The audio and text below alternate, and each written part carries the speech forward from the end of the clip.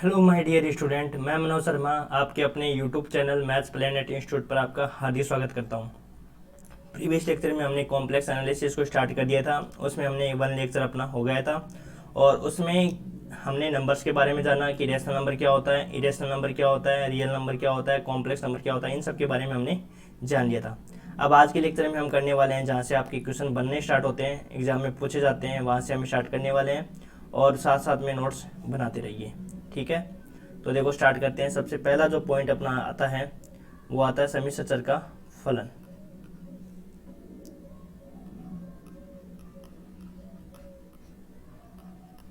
समिश्र चर का फलन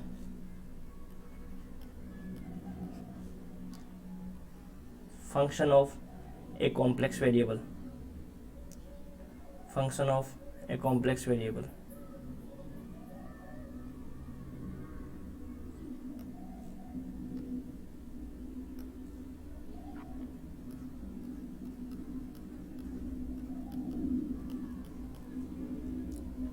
function of a complex variable. Function of a complex variable. तो देखो क्या होता है फंक्शन ऑफ कॉम्प्लेक्स वेरिएबल। सबसे पहले हम इसकी डेफिनेशन लिख लेते हैं, फिर उसके बारे में हम बाद में आगे समझते हैं। तो क्या होता है देखो function of a complex variable, यदि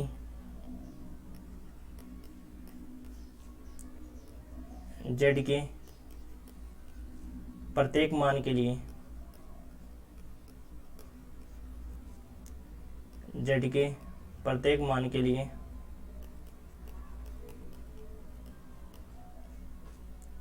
z के प्रत्येक मान के लिए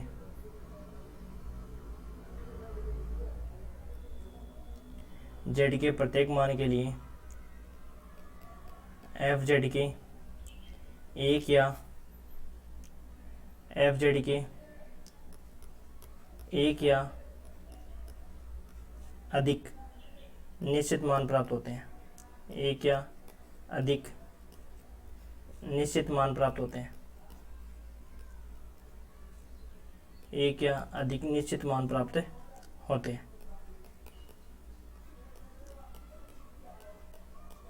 प्राप्त होते हैं। तो fz समिश्र चर z का फलन कहलाता है।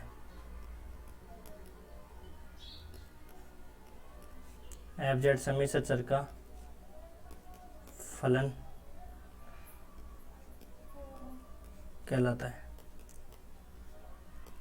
कहलाता है। इसे w बराबर fz से व्यक्त करते हैं। इसे w बराबर fz से व्यक्त करते हैं। इसे w बराबर ux, y plus iota v x, y से व्यक्त करते हैं या के रूप में लिखा जा सकता है। रूप में लिखा जा सकता है। देखो क्या डेफिनेशन होती है कि यदि z के प्रत्येक मान के लिए fz के क्या हो, एक या अधिक निश्चित मान प्राप्त होते हैं तो fz समिश्र चर का क्या कहलाता है, फलन कहलाता है। इसे w बराबर fz से व्यक्त करते हैं और w बराबर इसे भी लिख सकते हैं कि ux, y plus iota bx, y के रूप में भी लिखा जा सकता है। जैसे देखो ऐसे समझो कि जो रियल फंक्शन होता है ना, रियल फंक्शन में क्या करते हैं, जैसे y बराबर f(x), मान लो ऐसा फलन होता है। तो इसमें क्या होता है कि जैसे मान लो x जो होता है वो किससे बिलोंग करता है, रियल नंबर से बिलोंग करता है। जैसे मान लो फलन मान लो ऐसे फलन मान लेते हैं y बराबर x² मान लिया।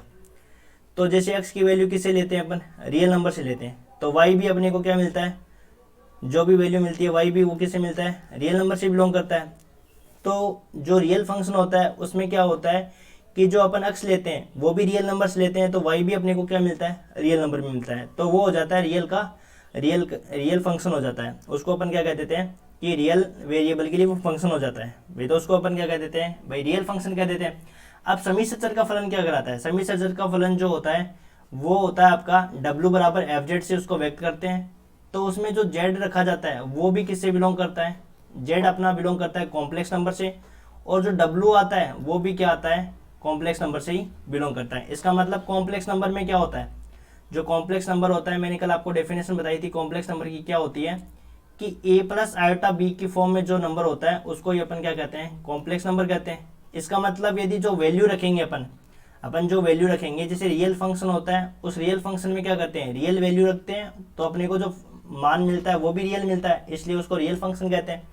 कॉम्प्लेक्स फंक्शन क्या होता है, function of a complex variable. समिश्र चर का जो फलन होता है वो क्या होता है कि उसमें वैल्यू जो रखते हैं वो भी कॉम्प्लेक्स रखते हैं, और आने वाले जो वैल्यू मिलती है वो भी क्या मिलती है, कॉम्प्लेक्स। जैसे मान लो एज एग्जांपल अपन बोले तो w बराबर क्या है, जेड स्क्वायर, तो जेड स्क्वायर है, तो जेड अपने मान लो कोई भी कॉम्प्लेक्स नंबर रख लिया, तो जेड बराबर होता है क्या है, वैसे भी x plus iota y, x plus iota y का होल स्क्वायर है। जब इसका स्क्वायर खोलेंगे तो एक तो अपने को क्या मिलेगा, रियल पार्ट मिलेगा, और एक प्लस में आपको क्या मिलेगा, इमेजिनरी पार्ट मिलेगा। तो जो अपने को w मिला वो w भी क्या मिला, काल्पनिक नंबर मिला। तो वो जो फंक्शन होता है उसी फंक्शन को अपन क्या कहते हैं, समिश्र चर का फलन, function of a complex variable. तो क्या डेफिनेशन लिखोगे कि यदि z के प्रत्येक मान के लिए, यदि कोई z का कोई भी मान है, उस z के प्रत्येक मान के लिए एफ जेड के कितने मान हो, या तो एक प्राप्त होगा या एक से अधिक प्राप्त होगा। एक प्राप्त होता है तो उसको अपन कहते हैं सिंगल वैल्यूड फंक्शन। मैं इसके बाद में डेफिनेशन लिखाऊंगा, एकल मानी फलन जो सिंगल वैल्यूड फंक्शन, और बहुमानी फलन क्या होता है, multi valued function. Multi valued function कौन सा होता है, जिसमें अपन एक वैल्यू रखें और दो वैल्यू अपने को प्राप्त हो, या एक या अधिक से निश्चित मान प्राप्त होते हैं। तो समिश्र चर का जो फलन है उसकी क्या डेफिनेशन समझ में आ गई होगी, कि समिश्र चर का फलन जो होता है वो जेड के प्रत्येक मान के लिए यदि एफ जेड के एक या अधिक निश्चित मान प्राप्त होते हैं तो एफ जेड समिश्र चर का क्या कहलाता है, फलन कहलाता है। इसे किससे रिप्रेजेंट करते हैं, w बराबर एफ जेड से व्यक्त करते हैं। और w बराबर इसको क्या लिख सकते हैं, u x comma y plus iota v x comma y. मतलब यदि अपन कोई भी वैल्यू रखेंगे वो कॉम्प्लेक्स में रखेंगे, और जो मिलने वाली वैल्यू होती है वो भी क्या मिलेगी, कॉम्प्लेक्स फॉर्म में। तो इसको अपने क्या किस प्रकार से लिख दिया कि w बराबर u x comma y plus iota v x comma y. मतलब रियल पार्ट भी मिलेगा और उसमें इमेजिनरी पार्ट मिलेगा। देखो फॉर एग्जाम्पल से आपको ज़्यादा क्लियर हो जाएगा। जैसे रियल फंक्शन होता है उसी प्रकार क्या होता है, कॉम्प्लेक्स फंक्शन होता है, उसमें भी जो वैल्यू रखते हैं वो कॉम्प्लेक्स होती है, और जो मिलती है अपने को वो भी क्या मिलती है, कॉम्प्लेक्स में मिलती है। वो फंक्शन अपना क्या हो जाता है, कॉम्प्लेक्स फंक्शन। रियल में क्या होता है कि रियल वैल्यू पुट करते हैं और रियल ही अपने को मिलती है। एक बार वापस समझना चाहो तो वापस समझ लो कि जो रियल फंक्शन होता है उसमें तो क्या होता है, जैसे y बराबर एक्स स्क्वायर है, तो x मान लो कुछ भी रख दिया, 4 रख दिया, x बराबर क्या रख दिया, 4 रख दिया, तो y कितना मिला अपने को, 16। तो ये भी रियल और ये भी अपने जो रखी वैल्यू वो भी रियल। अब कॉम्प्लेक्स में क्या होता है, y बराबर जेड स्क्वायर, y बराबर नहीं सॉरी एफ जेड बराबर क्या, जेड स्क्वायर है। तो इसमें जो अपने को वैल्यू रखी है जेड का मान क्या होता है कॉम्प्लेक्स में, एक्स प्लस आयोटा वाई के रूप में। तो जब इसका स्क्वायर ओपन करेंगे तो x square minus y square plus iota 2xy यही मिलेगा। तो ये तो क्या हो जाएगा, रियल पार्ट। इसको तो यू एक्स कोमा वाई नाम दे देंगे और इसको क्या दे देंगे, वी एक्स कोमा वाई। तो अपने को क्या होता है कि ये जो फलन होता है वो आपका कॉम्प्लेक्स फंक्शन हो जाएगा। ठीक है, तो देखो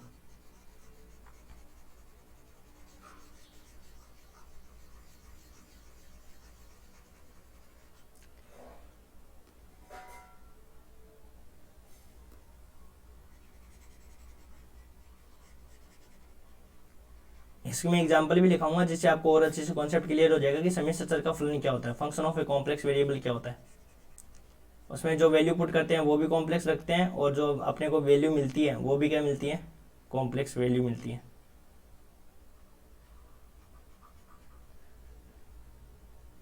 तो फॉर एग्जाम्पल के लिए लिखो,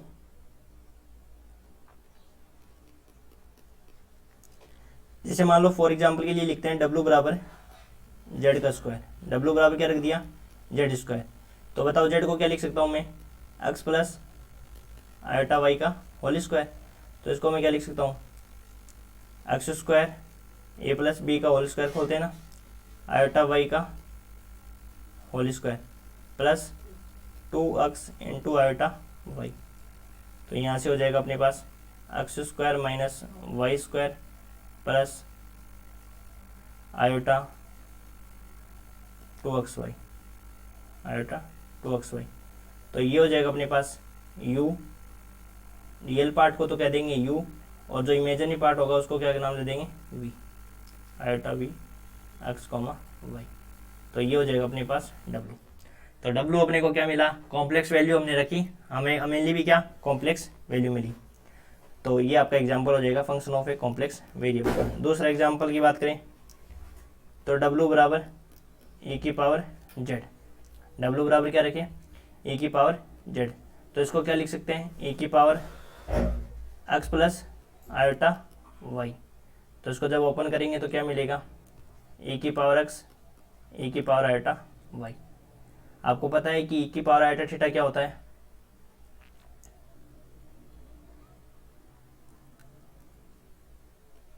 e की पावर आयोटा थीटा क्या होता है,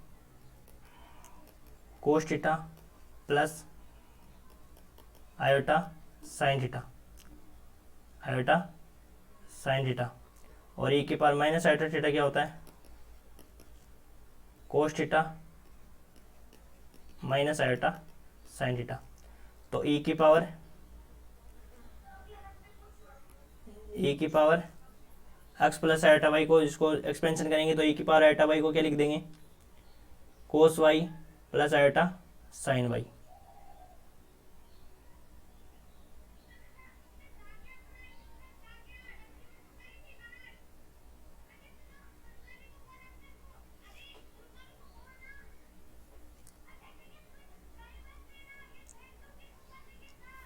तो यहाँ पे हो जाएगा अपने पास क्या,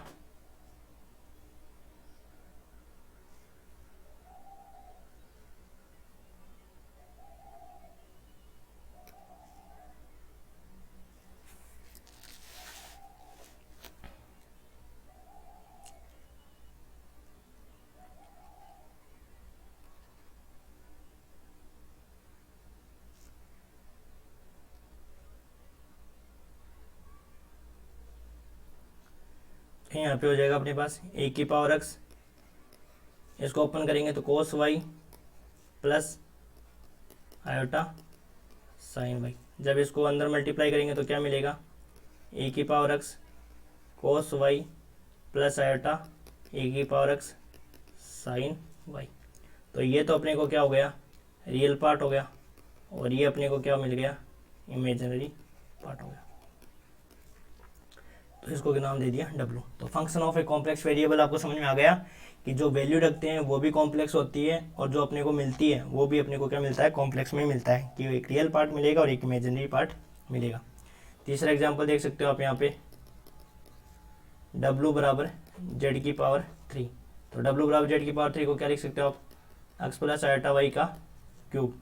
तो a प्लस बी का क्यूब क्या होता है, a का क्यूब प्लस b का cube plus 3a square b plus 3a square b और 3ab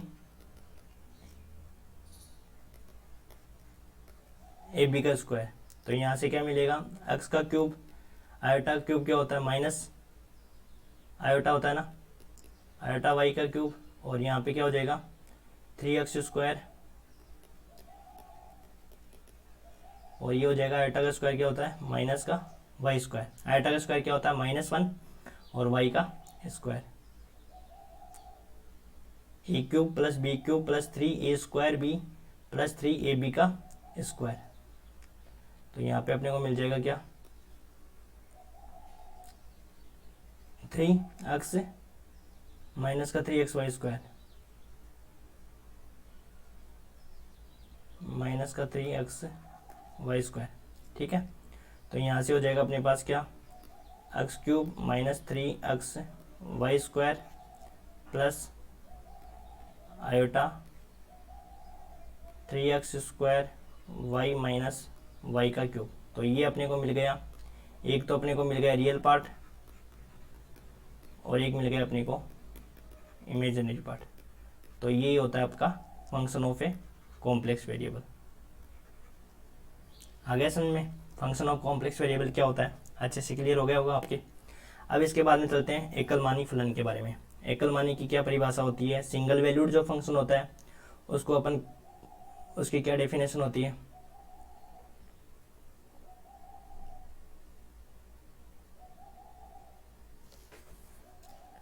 single valued function,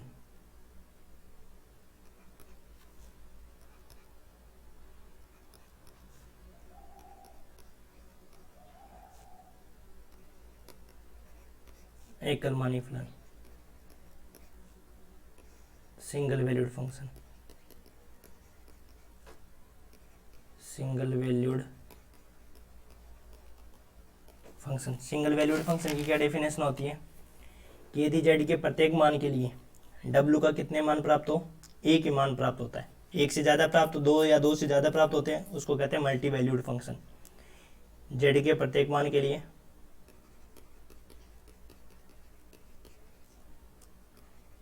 Z के प्रत्येक मान के लिए जेड के प्रत्येक मान के लिए डब्ल्यू का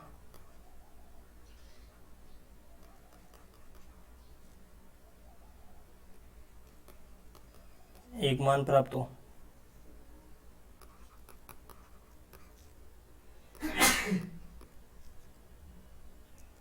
डब्ल्यू का कितने मान प्राप्त हो,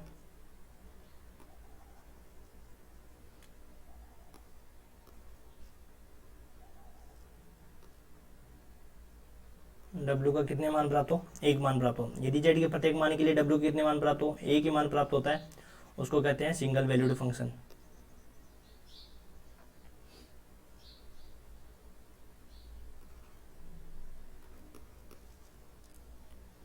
तो एक मानी फलन कहलाता है।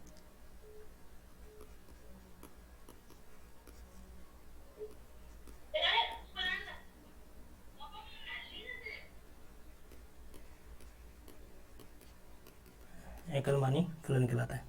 ठीक है, फॉर एग्जाम्पल की बात करें तो डब्ल्यू बराबर क्या होता है, जेड स्क्वायर, एक मान रख दिया, जैसे एक्स प्लस आइटा वाई का मान रख दिया, तो जो एकल मानी फलन होगा उसमें मान लो जेड की कितनी वैल्यू रख दी, एक वैल्यू रख दी, तो हमें कितनी वैल्यू प्राप्त होगी, एक ही वैल्यू प्राप्त होगी।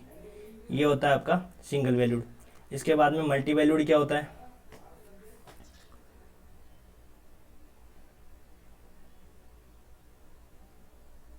मल्टी वैल्यूड में क्या होता है, दो या दो से ज़्यादा मान प्राप्त होता है।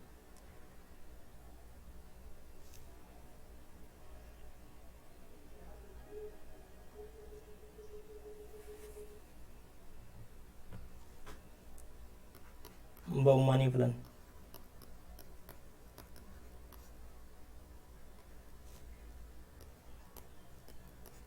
मल्टी वैल्यूड,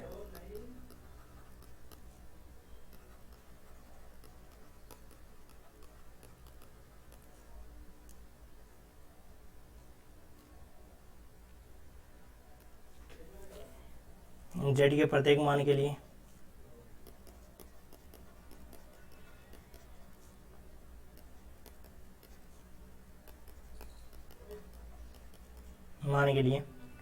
डब्ल्यू के दो या दो से अधिक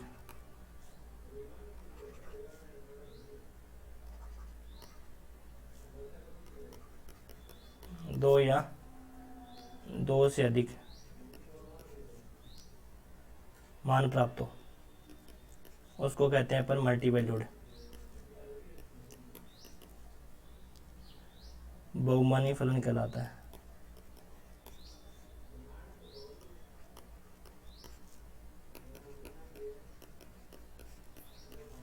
फॉर एग्जाम्पल की बात करें तो डब्ल्यू बराबर जेड की पावर 1/2। अब देखो एक बार स्टार्टिंग से वापस बता देता हूँ मैं, साथ साथ में आपको नोट्स बनाते चलना है।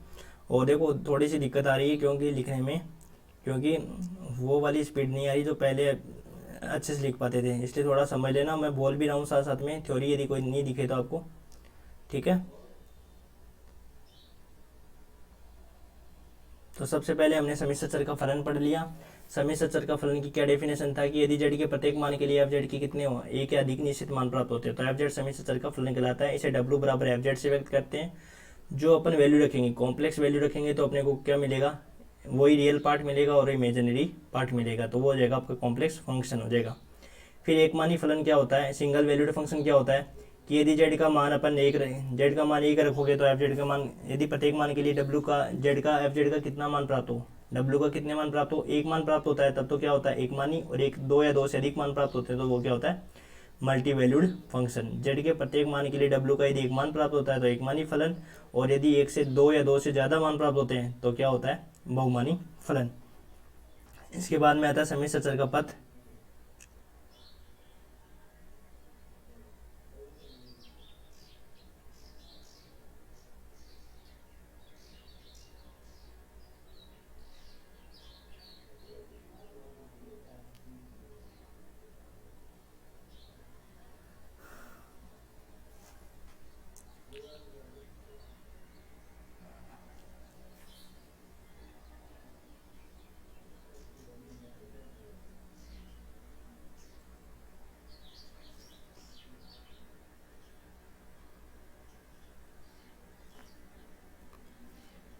सम्मिश्र चर का पथ।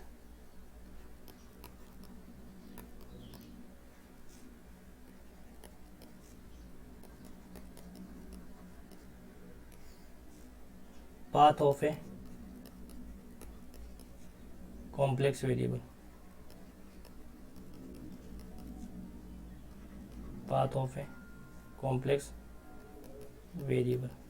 अब देखो पथ क्या होता है, सम्मिश्र चर का जो पथ होता है, जैसे मान लो अपन लेफ्ट हैंड लिमिट और राइट हैंड लिमिट निकालते हैं रियल फंक्शन में, तो रियल फंक्शन में क्या होता है, जैसे मान लो इस पॉइंट पे मान लो रियल फंक्शन में हमने को क्या करना है कि सम्मिश्र मान लो रियल फंक्शन का पथ देखना है, तो या तो हम अक्स का मान एक की ओर अग्रसर किस डायरेक्शन में हो सकता है, लेफ्ट साइड से हो सकता है, या एक की ओर अग्रसर किस डायरेक्शन से हो सकता है, राइट डायरेक्शन से हो सकता है। लेकिन कॉम्प्लेक्स में क्या होता है, कॉम्प्लेक्स में ये होता है कि मान लो ये पॉइंट है, यहाँ पे मान लो जेड है, वो पॉइंट है मान लो कॉम्प्लेक्स नंबर, तो यदि आपको जेड को यदि इस पॉइंट की ओर अग्रसर मूल बिंदु की तरफ आपको इसको जाना है, तो मूल बिंदु की तरफ अपन किस पथ के अनुसार जा सकते हैं, या तो हम अक्स के अनुदिश जा सकते हैं, या हम क्या कर सकते हैं वाई एक्स के अनुदिश जा सकते हैं, या कोई स्ट्रेट लाइन के तरीके से जा सकते हैं, या कोई अपन कर्व की तरफ तरीके से जा सकते हैं ना।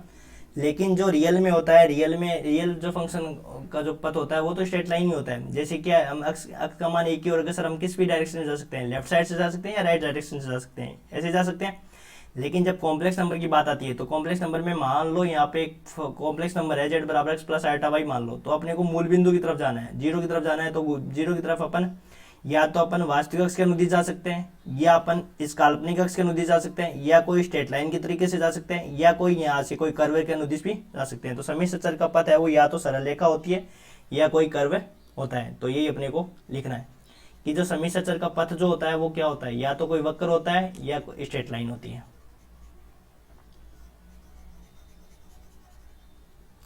तो लिखेंगे सम्मिश्र चर का पथ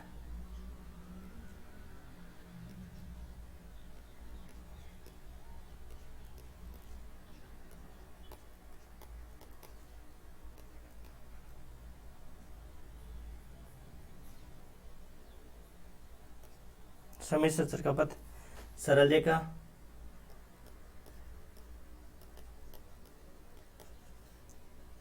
अथवा कोई वक्र हो सकता है।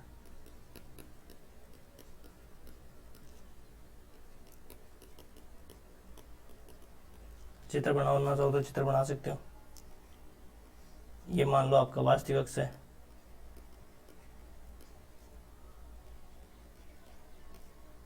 ये आपका कौन सा अक्ष है, काल्पनिक अक्ष है।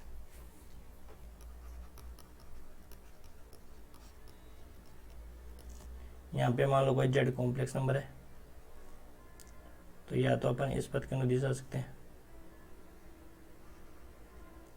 या अपन इस पथ के अनुदिश जा सकते हैं, या अपन कोई स्ट्रेट लाइन से या कोई कर्व से जा सकते हैं। ठीक है, ये आपका हो जाएगा सम्मिश्र चर का पथ।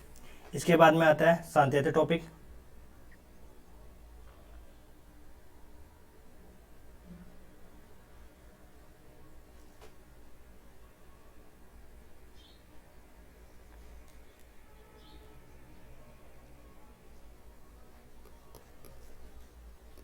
कंटिन्यूटी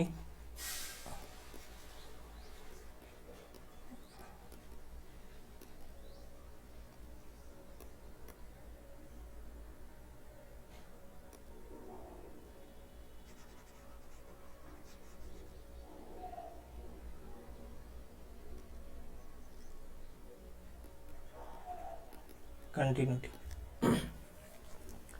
क्या डेफिनेशन होती है कंटिन्यूटी की? देखो, एक फलन एफ जेड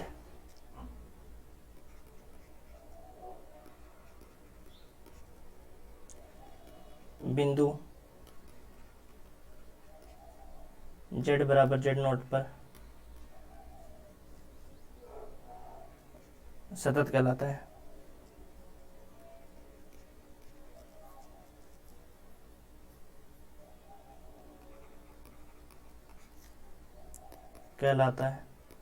यदि लिमिट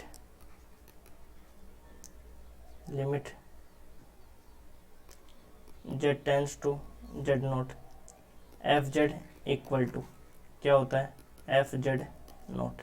ये डेफिनेशन होती है। एक फलन एफ जेड ये इसके साथ में, ये ध्यान रखना यहाँ पे, ये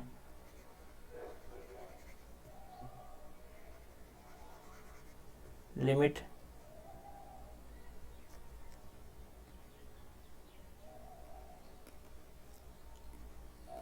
Z tends to z naught.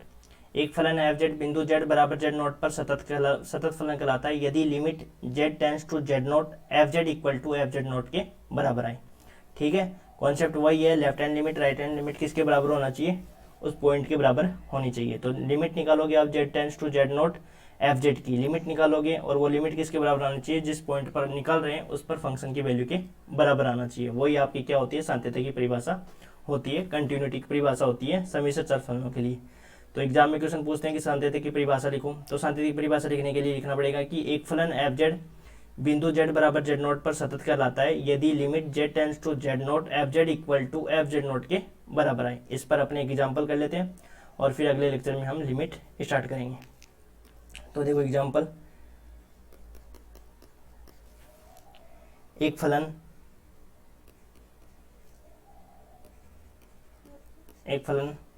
F Z दे रखा आपको बिंदु